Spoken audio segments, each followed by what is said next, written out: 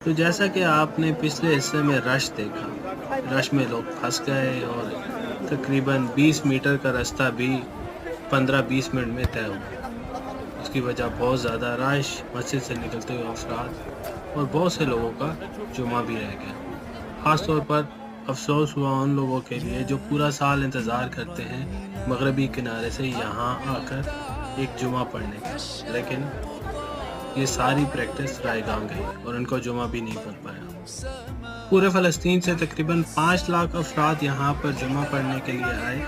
कुछ को नसीब हुआ, कुछ को नहीं, और अब ये लोग वापस जा रहे हैं इस उम्मीद से कि एक बार फिर अगले साल वापस आएंगे। हजूम देखें, तकरीबन 5 लाख अफराद ने यहाँ जुमा पढ़ा। हर जगह की तरह यहाँ पर भी आइडियाज़ है। अब सब दुआ कीजिए कि अल्लाह पाक फ़लस्तीन को जल्द आज़ादी दे और फ़लस्तीनियों की मुश्किलें आसानियों में बदले। आमीन।